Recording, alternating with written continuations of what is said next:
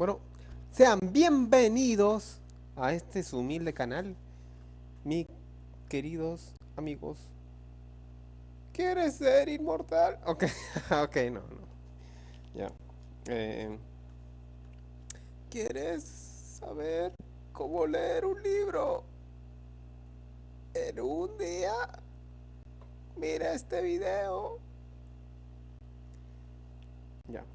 Estamos con la revelación de los templarios. Escrito por Lee Picknett y Cliff Prince. Una mujer y su amigo.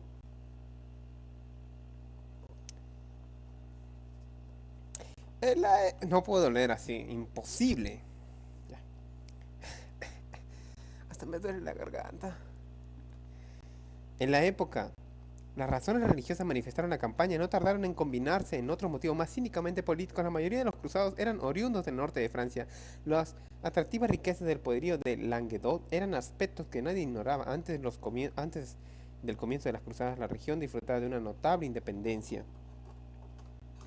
Cuando aquella terminó, había pasado a formar parte de Francia de una vez por todas. Se mire como se mire, el episodio de la historia europea resultó significativo en muchos aspectos, además de ser el primer genocidio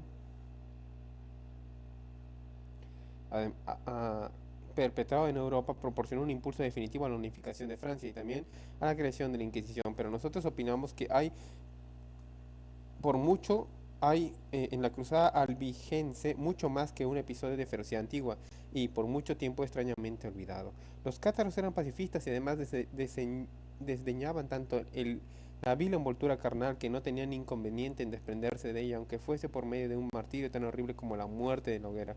Durante la campaña, incontables millares de cátaros hallaron la muerte en las pil piras, pero muchos de ellos no dieron ninguna muestra de temor. A lo que parece ni siquiera sufrieron, como se evidenció singularmente cuando terminó el asedio de Amontseor, su último reducto.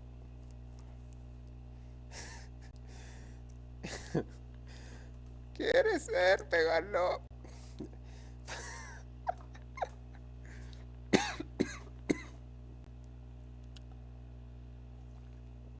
Ya.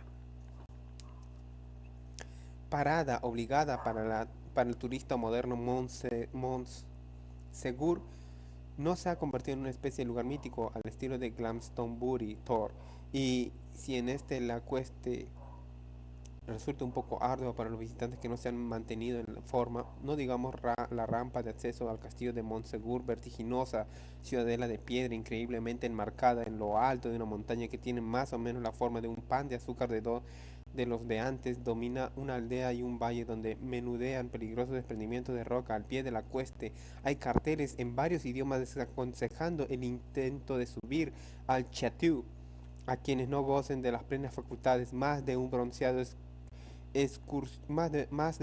excursionista pierde el resuelto antes de llegar. Es difícil imaginar cómo subieron los 14 a material de la construcción y los pertrechos. Una vez arriba, sin embargo, la resistencia se hacía relativamente fácil porque los cruzados con sus caballos y armaduras no podían ni pensar en intentar la escalada. Poco después, en 1240, y conforme sus enemigos iban arrinconando a los cátaros sobrevivientes, en sus reductos pirenaicos, ellos hicieron de Montseur su cuartel general, en tanto el refugio de unos 314 y más, particularmente en sus cabecillas por los hombres del Papa, para los hombres del Papa era el premio gordo, o como escribió Blanca de Castilla, la reina de Francia, refiriéndose a la importancia de Montsegur: hay que cortar la cabeza del dragón. Durante los meses que duró el sitio se produjo un curioso fenómeno. Varios de los soldados sitiadores separaron al bando de los cátaros, aún sabiendo perfectamente cómo acabaría la aventura para ellos. ¿A qué motivos obedecían tan extravagante deserción? Ha sugerido que los impresionó tanto el ejemplar comportamiento de los cátaros que sufrieron una profunda conversión interior. Como decíamos, los cátaros se enfrentaron a la muerte y cierta en el suplicio, no ya con estoicismo, sino con absoluta tranquilidad, incluso mientras las llamas crecían en a su alrededor, según se ha contado a quienes recuerdan los años 70 del siglo XX. Esa descripción les evocaba inmediatamente la imagen del solitario monje budista quemándose vivo para protestar contra la guerra de Vietnam, perfectamente inmóvil en un trance solo inexplicable por un largo entrenamiento y una disciplina inconcebible, mientras el fuego le mataba y los cátaros se preparaban a conciencia para la muerte e incluso presentaron juramentos de mantener la fe cualesquiera fueran los tormentos a los que se viesen sometidos. Quizá practicaban una técnica parecida de trance que les permitiera soportar las torturas más extremas. En tal supuesto habrían encontrado el secreto que los soldados de todos los tiempos darían cualquier cosa para conocer.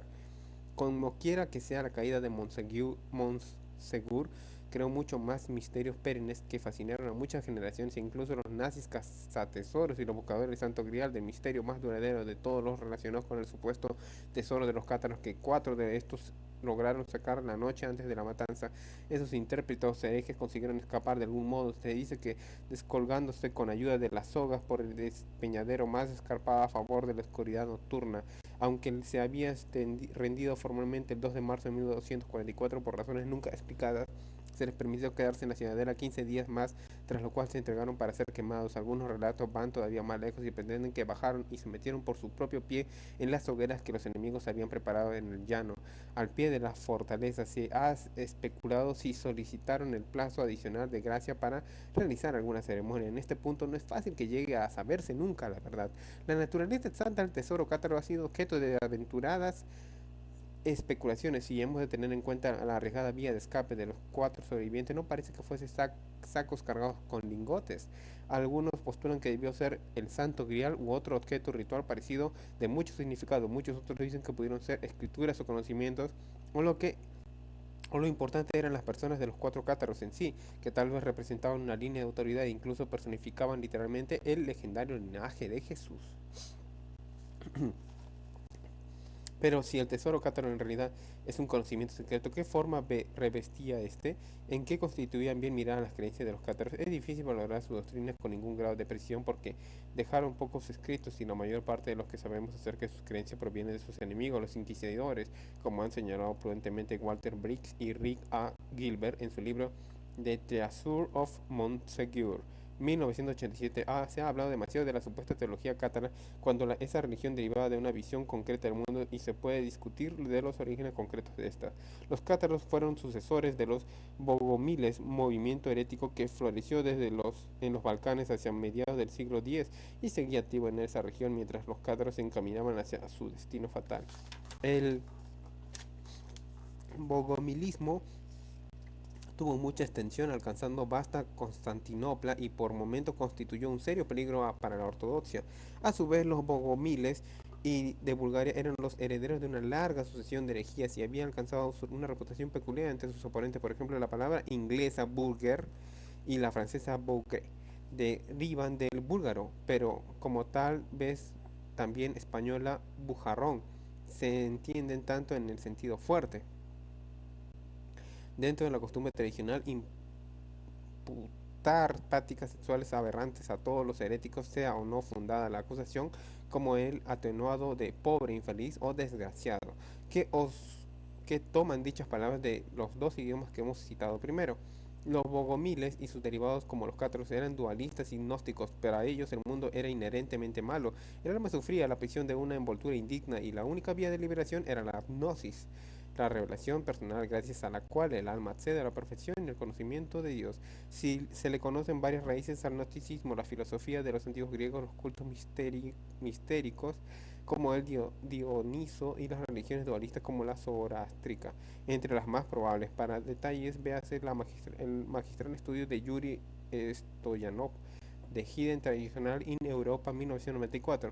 Si solo pudiéramos disponer de la literatura sobre el catarismo que se ofrece en las muchas tiendas de los turistas que hay en Languedoc, se nos podría disculpar si creyéramos que fue una especie de religión tipo nueva era, para almas benditas que se satisfacen con una teología simplista de cuatro nociones fáciles, en docenas literalmente de libros, panfletos, y se celebra el humanismo de los cátaros y la creencia en principios tan modernos como la reencarnación y el vegetarianismo. Por lo general son banalidades sentimentales y nada más. Los cátaros eran vegetarianos no porque fuesen amantes de los animales, sino porque aborrecían la procreación y comían pescado porque estaban convencidos de que los peces tenían reproducción sexual. En cuanto a su idea de la reencarnación, se basaba en el concepto de la buena muerte, lo que significa más comúnmente recibir el martirio por la fe.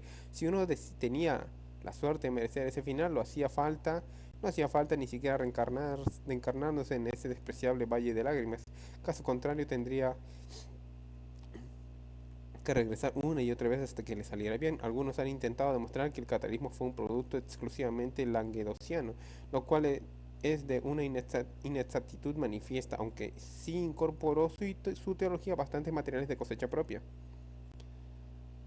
Vale la pena observar a una aportación original de los cátaros fue la creencia de que María Magdalena había sido la esposa de Jesús o tal vez su concubina. Veamos. Tere, tere, tere, tere, tere, tere, tere, tere, tere, tere. Ya.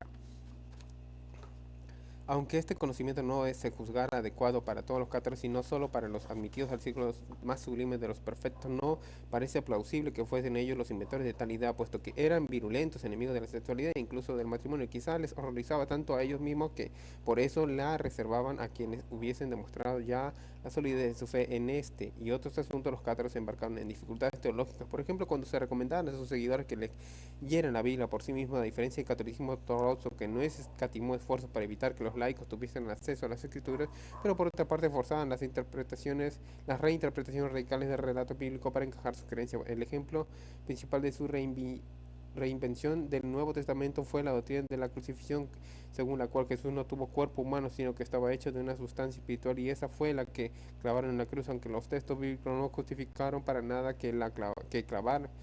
la que clavaron en la cruz. Aunque los textos bíblicos no justificaron para nada esa interpretación, tuvieron que inventarla porque no concebían que el Cristo hubiese encarnado en la misma materia vil y despreciable que los demás hombres.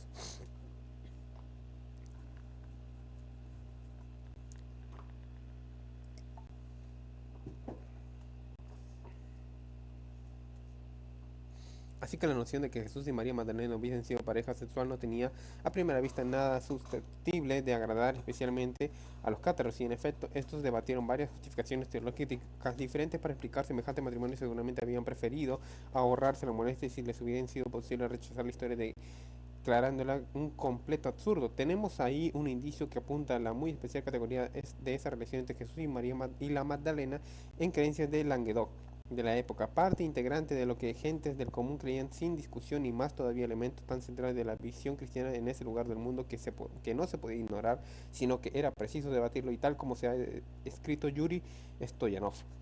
La enseñanza de que María Magdalena fue esposa o concubina de Cristo parece además una tradición original cátara que no tiene ninguna contrapartida en las doctrinas de los bogomiles. Aunque la Magdalena fuese y sea todavía una santa curiosamente preocupada, de la Provenza donde se cree que vivió fue en Languedoc, donde hicieron de ella un foco de creencias abiertamente heréticas, y como no tardaríamos en descubrir nosotros mismos en esa religión, es también donde tales creencias suscitan pasiones asombrosas, rumores descabellados y lóbregos secretos.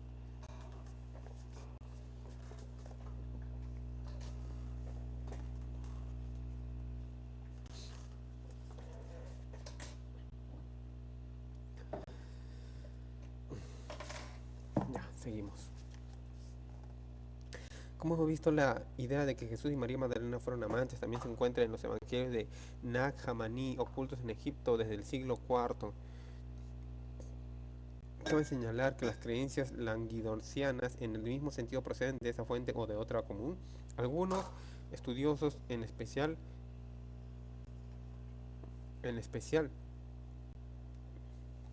no estamos.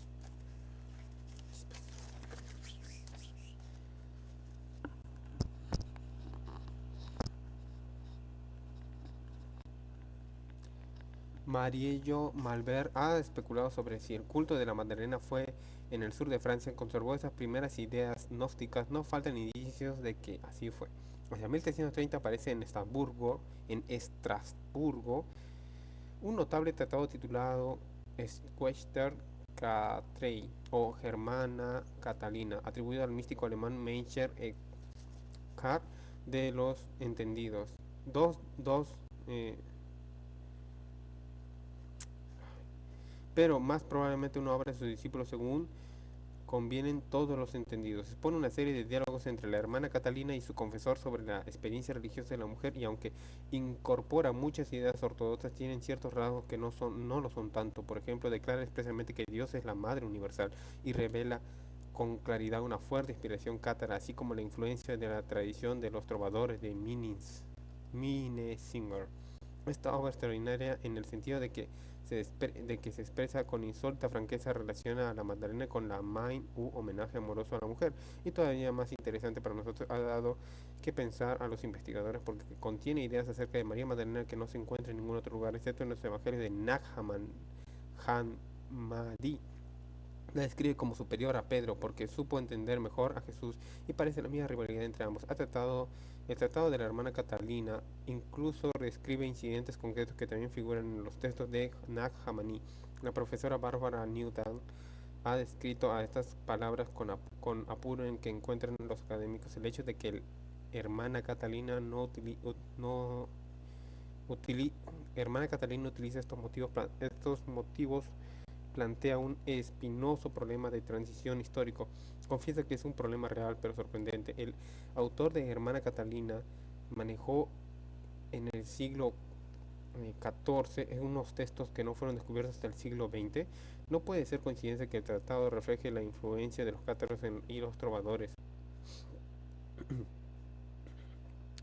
de Languedoc, y la conclusión obvia es que estos transmitieron conocimiento de los evangelios gnósticos en relación a María Magdalena. Es posible que estos secretos no estuvieran solo en los textos que hoy conocemos en los Nag Hammadi, sino asimismo en otros de parecido valor que aún no hayan sido redescubiertos. Pero eso nos llama la atención que exista una arraigada creencia en la naturaleza sexual de la relación entre la Magdalena y Jesús en el sur de Francia. Una investigación inédita. John Saul ha recopilado gran número de alusiones a tal relación en la literatura midi hacia el siglo XVII, inclusive aparecen concretamente en las obras de gentes vinculadas al priorato de Sion, como César, el hijo de Nostradamus, publicado en Toulouse. Habíamos visto en la Provenza, donde quiera que hubiese santuarios de la Magdalena, también se descubría algún emplazamiento relacionado con el Juan el Bautista. En vista de que los cátaros le tenían en tan alta consideración, nos figurábamos que tal vez veneraron también a Bautista, pero aún sucede lo contrario, es decir, que les desagradaba hasta el punto de describirlo como un demonio. Esa es otra herencia directa de los bogomiles, algunos de los cuales aludieron a aquel no sin cierta confusión como precursor del anticristo. Una de las pocas escrituras sagradas que nos han quedado de los cátaros es el libro de Juan llamado también Liber Secretum. Se trata de una versión gnóstica del Evangelio de otro Juan muy diferente, en buena parte es idéntica al Evangelio canónico, pero contiene varias revelaciones añadidas que supuestamente recibió en privado del discípulo predilecto del Señor. Estas contienen ideas dualistas y gnósticas en correspondencia con los demás que sabemos que de la teología de los cátaros. En este libro Jesús enseña a sus discípulos que Juan el Bautista era en realidad un emisario de Satán, el amo del mundo material enviado para adelantarse a la misión salvífica. ¿Qué pasó? Ah,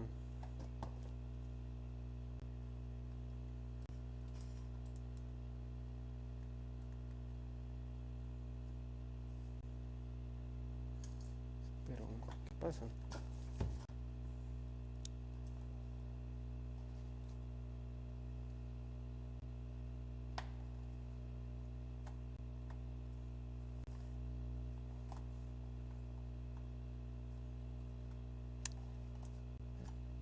Quizá ya no aguanta. Hay que ponerlo.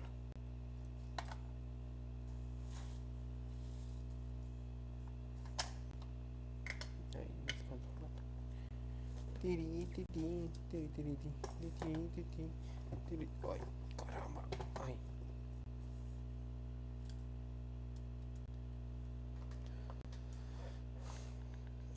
Suave movimiento, suave lento.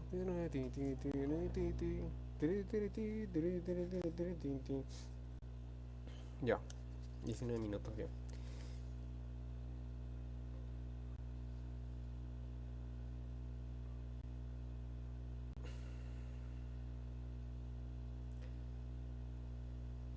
Lo cierto es que los cátaros tenían en especial consideración el Evangelio de San Juan. No. enviado a adelantarse a la misión salvífica, idea debido en principio que los bogomiles ni siquiera aceptada por todos ellos ni por todos los cátaros. Muchas sectas cátaras tuvieron acerca de Juan ideas bastante más ortodoxas. Y de hecho se tiene incluso indicios de que los bogomiles de los Balcanes celebraban ritos en el día de su festividad, 24 de junio.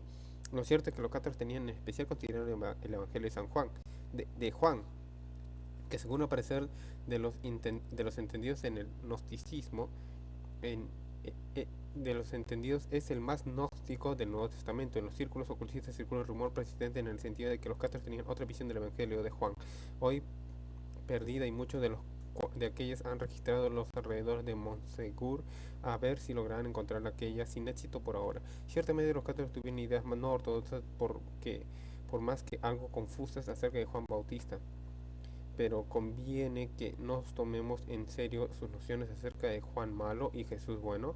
En estos términos tal vez no, pero algunos comentaristas han apuntado que la relación entre los dos quizá no fuese tan sencilla como se ha dado a creer entre los cristianos. La idea de los cátaros representa posiblemente la reducción más simplista del acuerdo con el dualismo de su filosofía, el uno bueno, el otro malo. En tal caso, sin embargo, se deduce lógicamente que los consideraban opuestos pero iguales. También se infiere que los cátaros veían en aquellos unos rivales de eso desde luego no corresponde a la visión cristiana tradicional y revela que desde hacía tiempo existían desconcertantes dudas, al menos en esta región, sobre si Juan fue partidario de la misión de Jesús o no. Tal como ocurre con la relación entre la Magdalena y Jesús, parece que se tuvo de la que hubiese entre Juan y Jesús una idea radicalmente distinta de la que se enseña a la Iglesia. A primera vista, nuestra indagación sobre los cátaros confirma su supuesta importancia de Juan para los movimientos heréticos. Se salda con una decepción, pero existe en la historia otra organización significativa que restablece el equilibrio más que cumplidamente. Nos referimos naturalmente a los caballeros templarios, que para quienes Juan el Bautista fue siempre inexplicablemente objeto de especial veneración, y tal como la cruzada contra los cátaros ha dejado la marca visible del trauma de los paisajes de Languedoc, también los castillos de aquellos enigmáticos caballeros se alzaron todavía entre las nieblas de los rincones más remotos de dicha comarca. A estas alturas los templarios se han convencido de una especie de lugar se han convertido en una especie de lugar común del esoterismo. Como sabe, haya leído la novela de Humberto Eco, y muchos historiadores reciben con el máximo desdén cualquier pretensión de desvelar supuestos secretos acerca de aquellos, pero sucede que cualquier misterio relacionado con el priorato de Sion implica a sí mismo a los monjes soldados, así que ellos forman parte intrínseca de esta investigación. La tercera parte de todas las posesiones europeas de los templarios estuvo en el Languedoc, y sus ruinas acentúan la salvaje belleza de la región. Una de las leyendas más locales más pintorescas es la de que dice que cuando el 13 de octubre cae en viernes, fecha día y día de la brutal supresión de la orden, puede verse en las ruinas resplandoras extraños y movimientos de misteriosos bultos. Por desgracia, los viernes que estuvimos allí no pudimos ver ni oír nada, excepto los alarmantes gruñidos de algún que otro jabalí, pero la historia demuestra que hasta qué punto los templarios han pasado a formar parte del acervo legendario local. Los templarios viven en el recuerdo de los naturales de la región, y no son recuerdos negativos de modo alguno. A comienzos del siglo XX, la célebre cantante de ópera Emma Calve, que era oriunda de Aveyron, al norte de Languedoc, anotó en sus memorias que cuando andaba por allí, algún muchacho especialmente guapo y despabilado solía decir de él: es un verdadero hijo de los templarios. Los hechos históricos, principalmente acerca de los caballeros templarios, son sencillos. La orden oficialmente llamada por de los pobres comilitones de Jesucristo y del Templo de Salomón fue fundada en 1118 por el noble francés Hugo Payer, con el fin de dar escolta a los peregrinos que iban a Tierra Santa.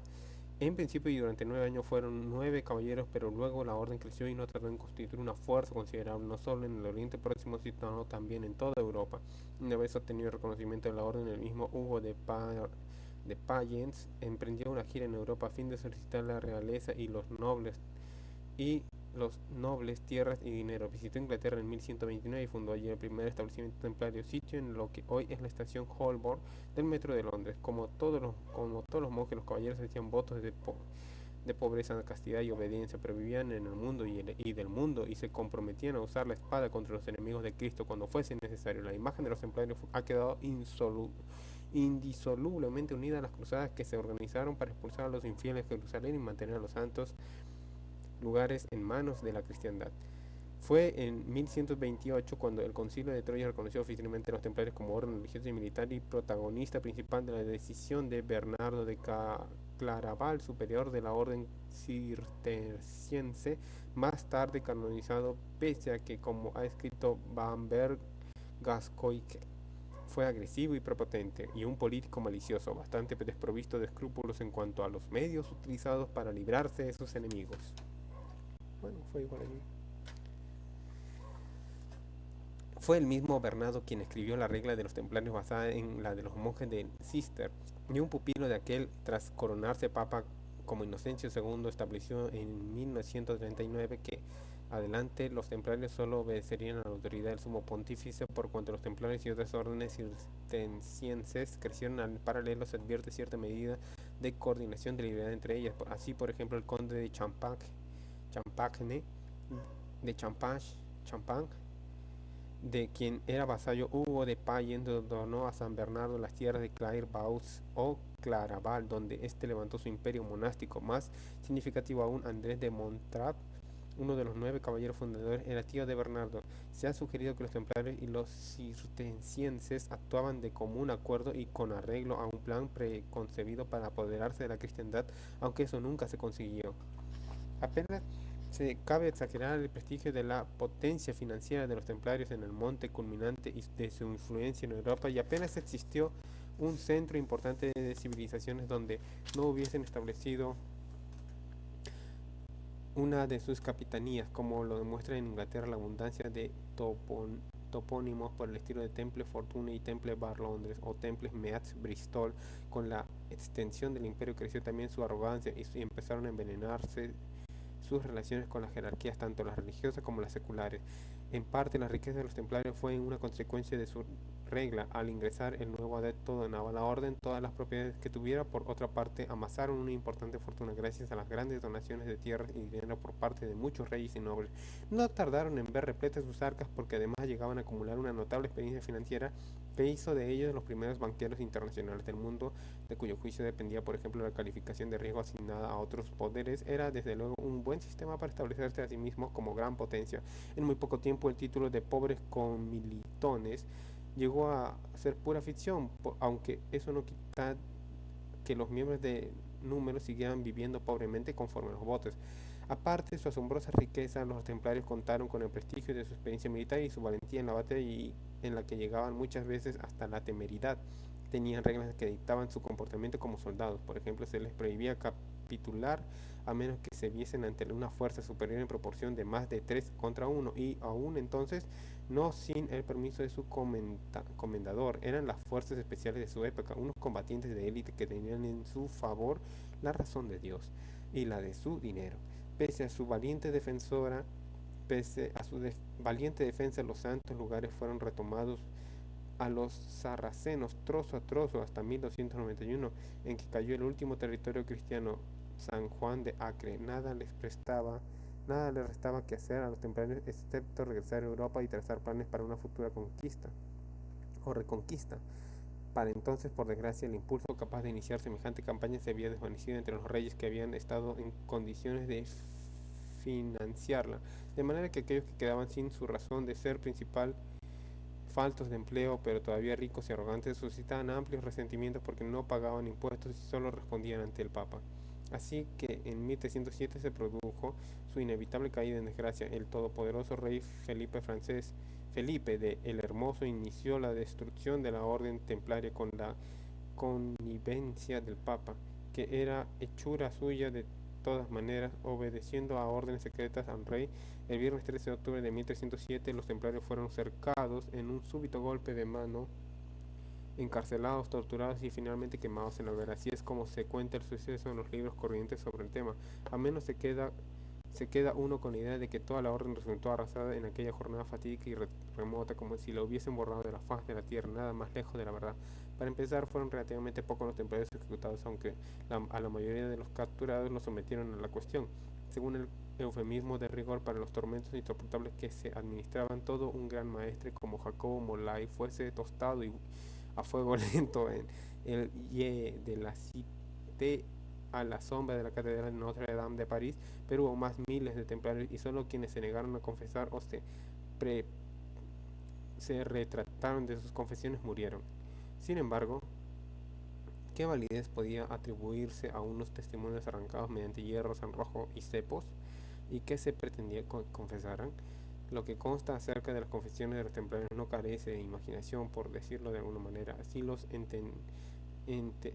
enteramos de que rendían culto a un gato, celebraban orgías homosexuales, como si fuesen parte de la rutinaria de sus devociones y veneraban a un demonio llamado Bahomet y a una cabeza cortada. También se dice que pisoteaban y escupían la cruz en sus ritos de iniciación. Todo esto parece absurdo, naturalmente, en relación con la idea de que eran los devotos caballeros de Cristo y defensores de la idea del ideal cristiano, y cuanto más los torturaba, más resultaba esa divergencia.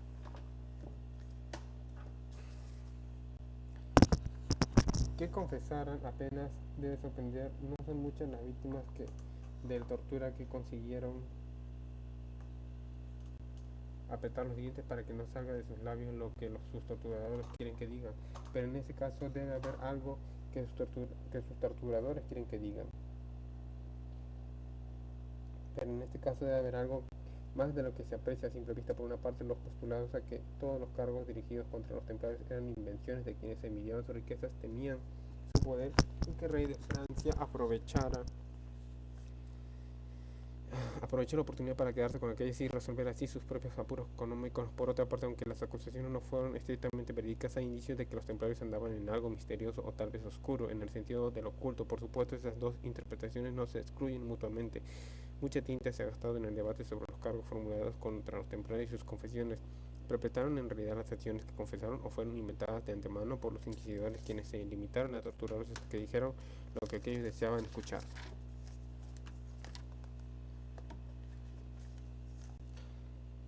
Algunos caballeros testificaron, por ejemplo, que se les había enseñado que Jesús fue un falso profeta. Es imposible sacar una conclusión definitiva en ningún sentido. Al menos una de estas confesiones, sin embargo, nos da que pensar, es la de un tal Fulgencio de Troyes, quien declaró que le habían presentado un crucifijo diciendo: no pongas mucha fe en él, porque es demasiado joven todavía. Teniendo en cuenta esa incultura histórica existente, esa enigmática frase, no parece muy probable que lo hubiese imaginado un inquisidor. Desde luego, el priorato de Sion dice haber sido la fuerza inspiradora de la creación de los caballeros templarios, lo cual, de ser cierto, constituiría uno de los secretos mejor guardados de la historia. También se afirma que ambas órdenes fueron prácticamente indistinguibles hasta que se produjo el cisma en 1188, después de lo cual la una y la otra emprendieron caminos separados. No parece que se caballero suponer que la contención de los templarios implica algún designio oculto. El sentido común sugiere que habían falta más caballeros que los 9 fundadores para proteger y dar refugio a todos los peregrinos que iban a la tierra de Dante, y eso durante 9 años, nada menos. Pero además hay indicios de que ni siquiera los intentaron en serio. A no tardar, se convirtieron en los niños mimados de toda Europa y recibieron privilegios y honores fuera de toda proporción con los méritos contraídos. Por ejemplo, se les concedió la ala entera del Palacio Real de la misma Jerusalén, en el lugar que antes había sido una mezquita. De esta se dijo una vez erróneamente que había sido edificada sobre los fundamentos del templo de Salomón, y de ahí la denominación oficial de los templarios. El ministerio en relación con sus comienzos lo constituyen los indicios según los cuales la orden existía bastante antes de 1118, sin que sepamos por qué razones se falseó la fecha. Muchos comentaristas han propuesto que el primer relato de su creación, debido a un tal Guillermo de Tiro, escribió más de 50 años después del hecho, fue sencillamente una ficción destinada a desorientar. Aunque Guillermo se manifiesta profundamente hostil a los templarios, es de suponer contó la historia tal como él la había entendido, pero una vez más se queda en los dominios de la especulación, que era lo que se pretendía disimular. Hugo de Pins y sus compañeros eran todos los de la Champagne o Languedoc, entre ellos el conde de Provenza, y parece bastante claro que acudieron a los santos lugares con una misión concreta. Quizá buscaban el... Qué raro.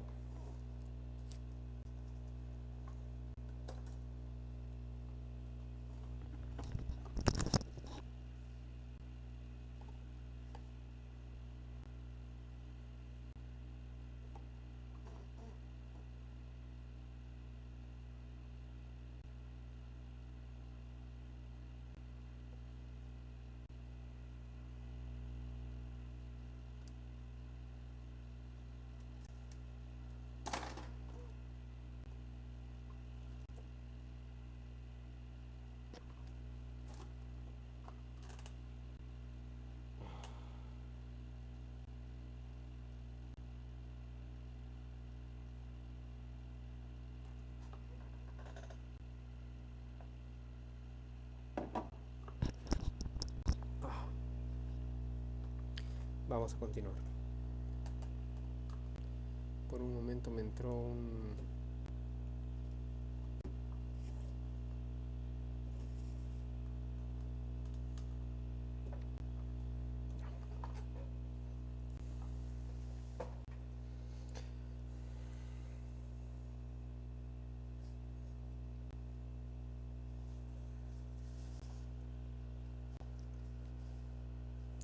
Hugo de Playas y sus compañeros eran todos los de Champagne o del Languedoc, entre ellos el conde de Provenza, y parece bastante claro que acudieron a los santos lugares con una misión concreta. Quizá buscaban el arca de la alianza, como ha sugerido alguien, o algún tesoro oculto, documentos que los condujera a ella, o tal vez algún tipo de conocimiento secreto que les confiriese influencia y fortuna. Recientemente Christopher King y Robert Lomas han atribuido en The Hiram Cay que los templarios buscaron y encontraron un escondrijo de documentos del mismo origen que los manuscritos del Mar Muerto. Sin embargo, y por sugestiva que sea la proposición, no aportaron ninguna prueba convincente. Como veremos luego, todo el tema de la procedencia de los manuscritos, de los mentados manuscritos, está cargado de ideas erróneas y mitos, pero tampoco hay que olvidar que efectivamente los templarios buscaban nuevos conocimientos y a tal efecto consultaron a los árabes y otros que iban encontrando en sus viajes. Para nosotros lo más fascinante de lo que se cuenta acerca de los templarios era lo mucho que veneraban a Juan el Bautista.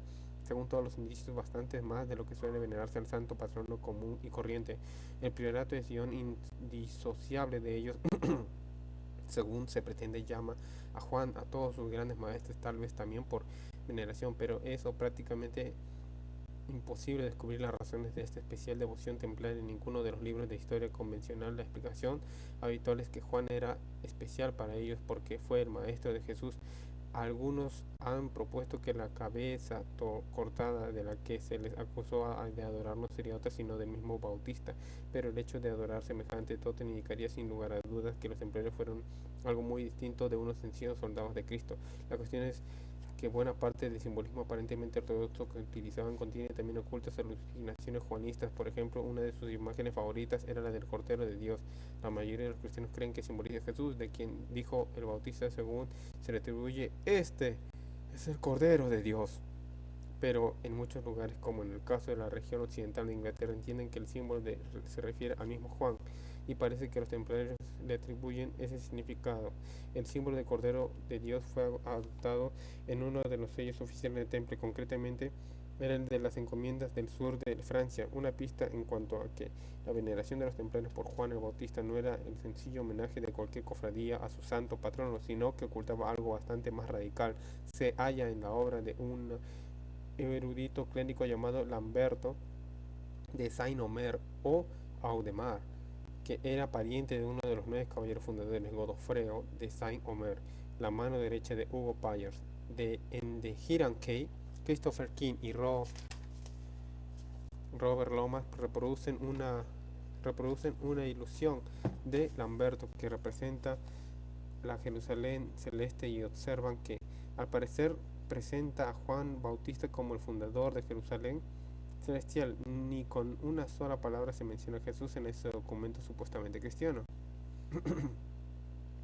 Como en el simbolismo de los cuadros de Leonardo, parece que se quiera dar a entender que Juan el Bautista fue importante a título propio y no solo por su misión de precursor de Jesús. 2 años después de la detención en masa y mientras desarrollaba el procesamiento de los caballeros, el visionario ocultista catalán Ramon Llull, 1232-1316, que antes había sido un rígido defensor de la orden, escribió que los procesos habían revelado que peligraba la barca de San Pedro, diciendo: "Hay tal vez entre cristianos muchos secretos de lo que un secreto particular puede originar una revelación increíble como la que emerge de los templarios, infamia por sí tan pública y manifiesta que peligra la barca de San Pedro". Por lo que dice Ramón Luff, se intuye que el peligro para la Iglesia provenía no solo de las revelaciones en cuanto a los templarios, sino de otros secretos de no menor magnitud, y también parece admitir los cargos que se formularon contra la orden, aunque en el momento que se escribió esas líneas quizá había sido gran imprudencia ponerlas en duda. Era posible que Languedoc, escenario en otro tiempo de la mayor concentración de templarios de Europa, contuviese alguna pista en cuanto a la verdad acerca de la orden. Pese al tiempo transcurrido, sabíamos que esta comarca tenía larga memoria y una postura sana de sana incredulidad frente a las doctrinas convencionales. Como hemos visto, los cátaros y los templarios florecieron allí más o menos hacia la misma época, aunque dado lo que creemos saber acerca de sus respectivos valores, acerca que habían militado en bandos opuestos el uno al otro, ambos influyeron, pero no por razones distintas. El emblema de los templarios, la cruz roja sobre el mando blanco, muchos los confunden con la enseña típica de unos cruzados. Sin embargo, hay indicios de que los templarios simpatizaron con los heréticos, aunque de aquellas montañas, aunque no colaborasen activamente con ellos. En todo caso, es innegable que brillaron por su ausencia en la cruzada albigense. Puede aducirse que su interés principal en la época estaba muy lejos de allí en los santos lugares. Además, muchos de ellos descendían del linaje de los que hubo numerosos cátaros, pero no parece que ninguna de las dos razones explique del todo por qué su absoluta falta de interés en capturar ningún cátaro. Pero entonces, ¿cuáles fueron sus auténticos intereses y motivos de los templarios? ¿Fueron sencillamente los monjes soldados que aseguraban ser o hubo en sus designios una dimensión oculta y secreta? Custodios del Grial. Capítulo 5. Genial. Vamos a intentar acabar un capítulo más. Según la línea general académica, las nociones ocultistas acerca de los templarios son absurdas. La mayoría de los historiadores coinciden en que fueron los monjes soldados que decían ser, y que cualquier hipótesis en cuanto a su reinvención en nada ni remotamente esotérico es resultado de una fantasía hiperativa o de una investigación poco rigurosa. Al ser esta la postura oficial, ningún historiador interesado en ese aspecto de la orden se atreverá a confesarlo públicamente, porque se arriesgaría a perder el prestigio académico y vería suscitadamente recordado el presupuesto de su departamento. Así que prefieren evitar el género de investigaciones, o si las realizan no las dan a conocer. Algunos historiadores muy prestigiosos confiesan en privado que la relación entre los templarios y el esoterismo es importante, pero jamás dirán en público. De estas actitudes resulta cierto abandono de los estudiosos relativos de determinados asentamientos templarios importantes. Ya teníamos comprobado que una de las religiones que más ha padecido dicho abandono hasta extremos increíbles era la de los interesados a nosotros. El Languedoc-Rosellón fue el país de la orden. Si prescindimos de los santos lugares, esa reducida superficie se concentrará más de 30% de los castillos templarios y de las encomiendas en toda Europa, pero a pesar de ello, apenas se realizan allí excavaciones arqueológicas y algunos emplazamientos fundamentales no han sido estudiados jamás. Por fortuna, la decisión oficial queda contrastada por muchos investigadores privados a los que animan un apasionado interés hacia estos misteriosos caballeros, muchos naturales de la región, que consideran en el deber de conservar y proteger los restos de los antiguos templarios, y existen también varias organizaciones de aficionados. Con esta palabra no calificamos su capacidad técnica para la investigación, sino que indicamos que no reciben fondos de ningún supuesto presupuesto oficial, como el Centro de Estudios de Investigación Templarios que dirige George Keynes de Esperace Aude, el cual ha sacado los colores a más de un académico de número. Son impresionantes los descubrimientos realizados por estos entusiastas mediante estudios de emplazamientos mismos, así como la abundante documentación sobre los templarios que dormitan en los archivos locales, sobre todo si tenemos en cuenta la escasez de recursos y lo duro que es tener que luchar contra la apatía de los archiveros y los historiadores profesionales. Otro de estos grupos de estudios es el llamado Abrazas, dirigido por René Les Bains, población del departamento de Aude, más conocida como balneario por la pareja británico-texana que forman Nicole Dave y Charles B. Waiters. Sus investigaciones y las de toda una red de grupos similares han permitido realizar descubrimientos inconvertibles que redescriben literalmente la historia de los templarios en lucha contra la indiferencia oficial por parte y en contra del entusiasmo de los buscadores de tesoros locales, que representan un peligro real para la conservación de los lugares. Por otra, Nicole y Charles han visto emplazamientos templarios que jamás habían sido rozados por la piqueta de ningún arqueólogo. Buena parte de estos trabajos se hallan todavía inéditos, aunque proyectan publicarlos en un próximo futuro. Como nosotros queríamos averiguar más cosas sobre los templarios en la tierra de los herejes, que es Languedoc-Rosellón, en vez de ir a consultar los oráculos de la academia, preferimos ver a Charles y Nicole sentados en el apartamento que tiene Charles en la calle principal, que es casi la única de René de Bains. Empezamos por preguntarles acerca de la posible relación entre los templarios y los cátaros. Según nos dijeron, habían existido claros vínculos entre uno y otro, muchos más allá de los meros lazos familiares y habituales, no tenidos en cuenta por los historiadores. Por ejemplo, que ni siquiera en los momentos álgidos de la cruzada albigense dejaron los templarios dejaron los templarios de dar asilo a los cátaros fugitivos, y hay casos documentados de socorro a caballeros que habían sido combatientes activos a favor de los cátaros y en contra de los cruzados.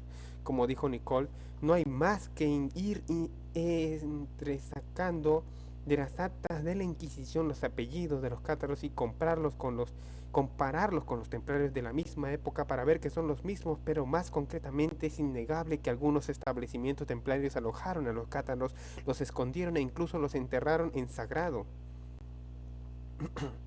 Algunos escépticos sugieren que condescendían a eso porque los auxiliados hacían entrega de sus tierras y de todos sus bienes para ser recibidos como templarios, pero nosotros hemos encontrado pruebas de que algunos templarios acogieron a los cátaros cuando estos habían quedado despojados de todo y no solo fueron recibidos y escondidos entre ellos, sino que murieron y fueron enterrados allí, y más adelante los templarios hicieron a veces cuanto estaba en sus manos para que fuesen devueltas las tierras a las familias de los cátaros o a los herederos. Charles continuó. En lugar, en lugar concreto que sepamos, los templarios permitieron que lanzaran operaciones hostiles desde su encomienda. Los caballeros cátaros continuaron la lucha y luego se replegaron hacia la propiedad de los templarios. Es fácil documentarlo. Oh, wow.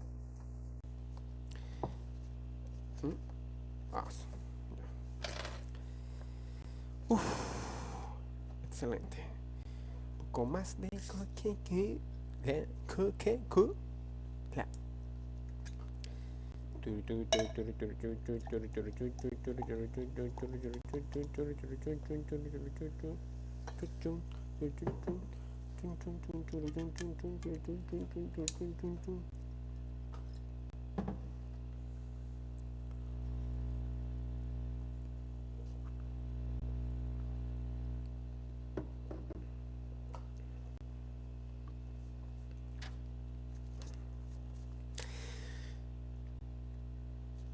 Teniendo en cuenta que la mayoría de las acusaciones dirigidas contra los templarios deberían ser ficticias, nos pareció de gran significación que en su trato cercano con unos intocables como los cátaros no hubiese figurado entre aquellas.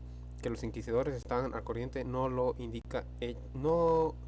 lo indica el hecho de que rebuscaban en los fosares de los templarios para desenterrar los cadáveres de los cátaros y quemarlos, esto a título de escarmiento de herejes futuros, seguramente porque habían pasado ya más de 30 años desde el final de la cruzada, y fueron los inquisidores quienes torturaron a los templarios, así que estaban en inmejorable situación para saber que lo que hubiese de cierto en la relación de estos con los cátaros. Ciertamente hubo algo más ahí, algo que tal vez supo la corona francesa, pero demasiado peligroso para publicarlo de todas maneras, así que procuraron que no escapara ni una sola palabra por más tiempo que transcurriera.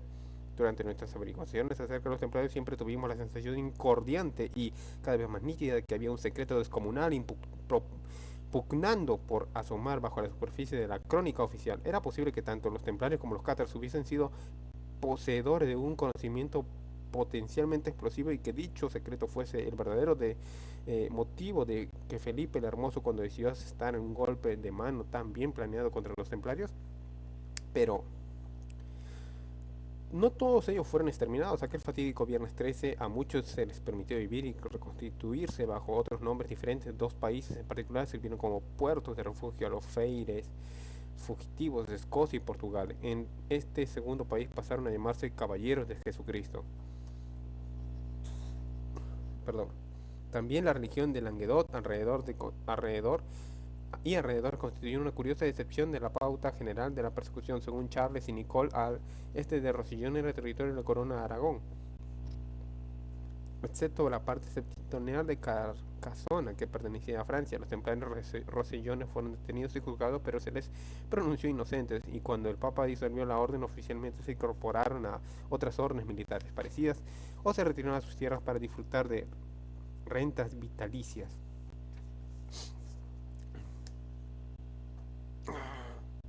Hoy día toca pecho, bíceps, tríceps, espalda y abdominales. Como han surgido varios comentaristas, los templarios sobrevivieron al intento del exterminio total y siguen existiendo a esta fecha, solo que, según apuntan todos los indicios, sufrieron muchos cismas y han quedado divididos en organizaciones diferentes, todas las cuales pretenden ser heredadas de la orden originaria. Se ocultaban algo tan peligroso que el rey francés creyó necesario proceder drásticamente contra ellos. ¿Qué pudo ser? ¿Y quién de los dos, el Papa Felipe el Papa o Felipe manipuló al otro. Desde cualquier punto de vista, consideremos los sucesos, falta un eslabón esencial en la cadena. Supongamos que ese elemento escurridizo tiene que ver con el priorato de Sion. Como ya hemos visto, hay indicios de una presencia en la sombra desde el mismo instante de la fundación de los templarios. Digamos que un grupo de manipuladores ocultos, quien quiera que fuesen, dirigió la función entre bastidores. Desde luego Charles y Nicole no dudaron de la existencia de un círculo interior dentro de la estructura de mando de los templarios anterior a la realidad, y a comienzos oficiales de la orden incluso aseguraron que todo movimiento templario fue creado para dar público al escaparate de ese grupo interior, aprovechando la circunstancia de que los santos lugares acaban de abrirse a los peregrinos de Europa. Otros investigadores han llegado también a esa conclusión, como dice el escritor francés Jean Robin, basándose en estudios de Georges Cager. En realidad, la orden del temple estaba constituida por 7 círculos exteriores dedicados a los misterios menores y 3 círculos interiores que corresponden a la iniciación de los grandes misterios, y el núcleo lo formaban aquellos 70 templarios y quienes interrogó Clemente V después de las detenciones de 1307. El autor británico Graham Hancock dice algo parecido en The Thing and the Cell. Mis investigaciones sobre las creencias y conductas de ese extraño de monjes soldados me ha persuadido de que tuvieran acceso a una sabiduría tradicional de muy remota antigüedad.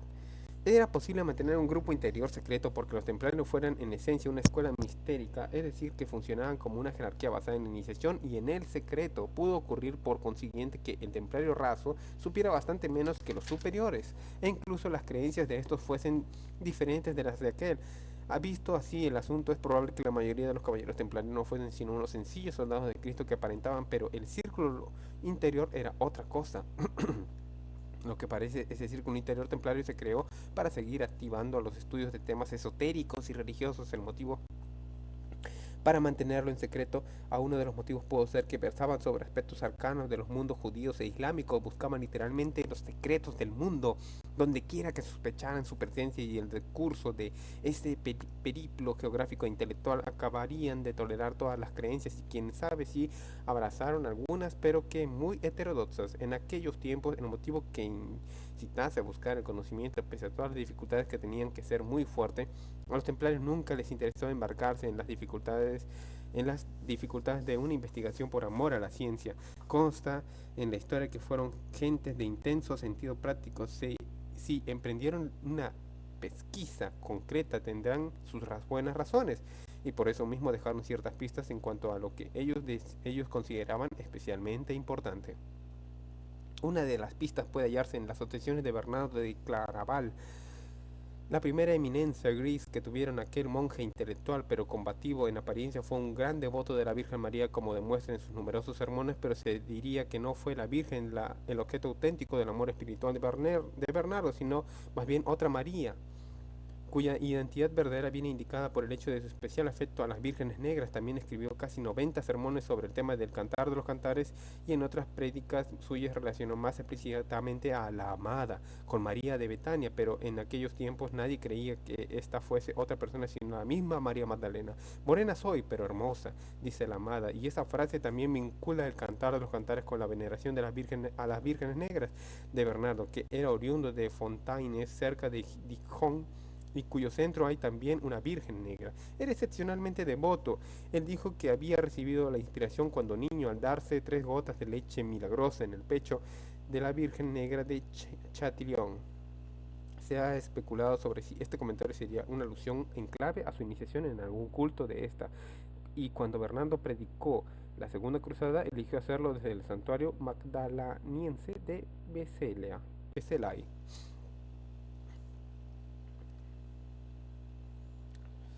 Es probable que en consecuencia que la aparente devoción de María de Betania fuese simplemente la cortina de humo con la que tapaba su indudable pasión por la Magdalena, aunque por supuesto la una no excluye a la otra. En todo caso, cuando pergeñó la regla de los templarios, les encomendó expresamente la obediencia a Betania, el castillo de María y la Marta. Se sabe que transmitió a la orden esa devoción particular incluso mientras se enfrentaba a la extinción total. Los freires que estaban presos con su gran maestro Jacobo Molay en las mazmorras de la fortaleza de Chinon compusieron una oración dedicada a Notre Dame. Elogiaba a San Bernardo como fundador de la devoción de la Santísima Virgen, pero teniendo en cuenta todos los demás indicios, eso también pudo ser otra alusión en clave al culto de la Magdalena. Llama la atención que los templarios jurasen por Dios y Nuestra Señora, y también con frecuencia por Dios y la Virgen Santísima. Por ahí se insinúa que Nuestra Señora, de quien hablan en los juramentos, no es la Virgen, como también lo dan a entender las palabras de la absolución templaria. Ruego a Dios que tus pecados te sean perdonados como Él perdonó a la Santa María Magdalena y al buen ladrón en la cruz. Al menos esto nos proporciona una demostración de la importancia de que los templarios atribuían a la Magdalena. Vale la pena observar que ya en los cautivos de Rosellón les fueron empeoradas deliberadamente las condiciones del encarcelamiento el día de la festividad de Santa María Magdalena por orden expresa del Papa. Se recordará que la matanza de Bessières se perpetuó en esa misma festividad a manera de recordarles que sobre la naturaleza de la herejía. En efecto, la noción de la feminidad procuró mucho a los templarios, lo cual no deja de sorprender a vida cuenta de su imagen de guerreros, pues los bien Charles y Nicole han descubierto que la orden admitía mujeres en los primeros años de su existencia. Muchas mujeres tomaron votos, aunque solo como fábulas, y nada indica que existiese un núcleo secreto de las guerreras en el seno del temple. Lo describen Michel Baillen y Richard Lake en The Temple and the Lochne, 1989. Cito: una crónica de finales del siglo XII en Inglaterra menciona a una mujer que fue recibida como hermana en el temple, lo cual pareciera implicar con bastante claridad una especie de ala, no anexo femenina a la orden, pero no se ha encontrado nunca una explicación ni una digresión sobre el asunto. Incluso la información que contuviesen los autos inquisitoriales desapareció hace tiempo o fue eliminada.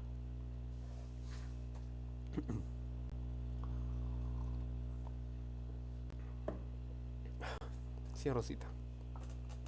Tras estudiar detenidamente la documentación templaria, Nicolet Charles se muestra mucho más concretos.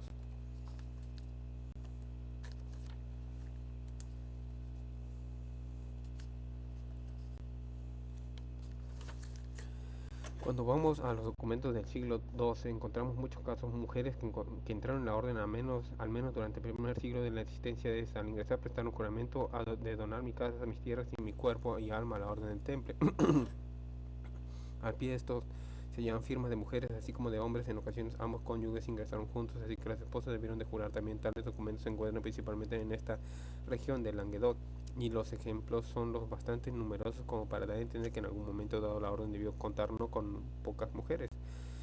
También señalan que más adelante fueron cambiadas las reglas prohibiéndoles expresamente admitir mujeres, de lo cual se deduce que antes lo hacían. Cuando nos manifestamos algo sorprendidos de que esto no fuese más conocido, pues ciertamente, salvo una vaga insinuación, la presencia de mujeres no se menciona en los tratados convencionales sobre la historia de los templarios. Charles explicó: a veces parece que haya dejado intencionalmente de lado muchas informaciones de ese género.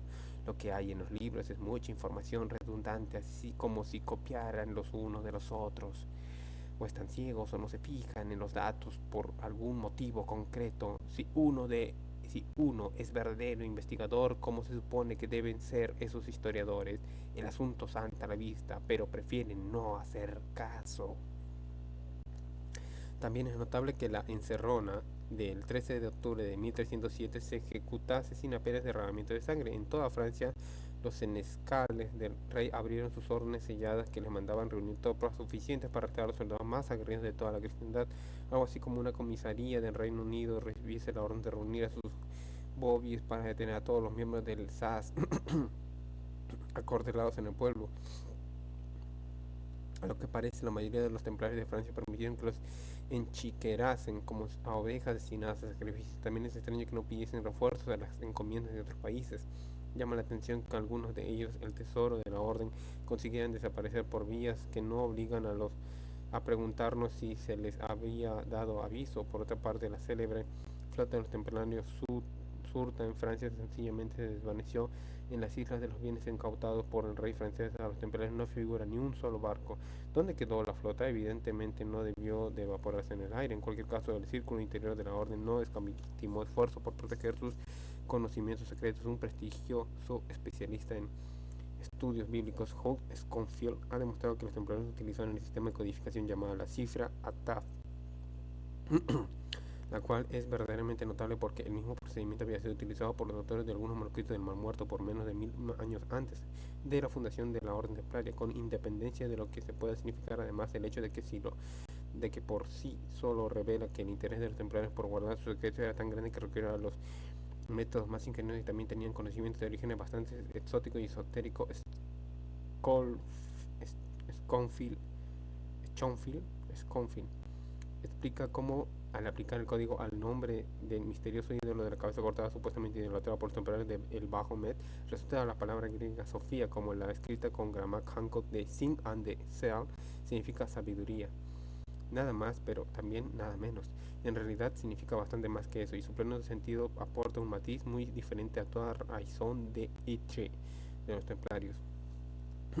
Aludida sencillamente como sabiduría hebreo, Chomac es un personaje que figura en el Antiguo Testamento, concretamente en el libro de Proverbios. Sofía ha creado muchas dificultades a los comentaristas, tanto los judíos como los cristianos, porque aparece como pareja de Dios que tiene influencia sobre él e incluso le prodiga consejos. Es también figura central de la cosmología gnóstica del texto Nag Hammadi, titulado Pistis Sofía.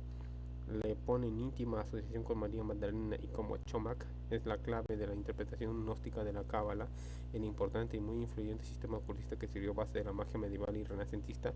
Para el gnóstico fue la diosa griega Atenea y la diosa egipcia Isis, que recibió a veces el nombre griego de Sofía, considerado por sí símbolo. Por sí solo el uso que hacían los templarios de la palabra Sofía codificada en Bajo Med no demuestra una especial veneración en principio femenino por parte de aquellos. Bastaría decir que admiraban la búsqueda de la sabiduría, pero hay otros muchos indicios que formaban parte de la profunda obsesión de dicho principio y de que ésta llegaba mucho más allá de lo semántico por lo que concierne a los templarios. Lo mismo que ocurre con otros grupos esotéricos, por cierto, como nos dijo el estudioso escocés Niven Sinclair, que tiene de ellos un conocimiento particularmente extenso. Los templarios eran grandes creyentes de lo femenino. Para él es indudable y no va de nada extraño en ello. Los templarios construyeron iglesias de planta circular porque creyeron que esa había sido la forma del templo de Salomón, lo cual a su vez simbolizó quizá la noción de la circularidad del universo, por más probablemente representaba lo femenino. Las circunferencias o los círculos siempre se han vinculado a las divinidades femeninas y a todas las cosas de dicho género en lo esotérico tanto como en lo biológico. Es un arquetípico. Nos pasamos una hora, wow.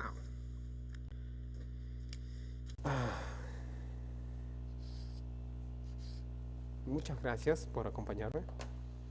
Este ha sido el libro La revelación de los templarios. Gracias.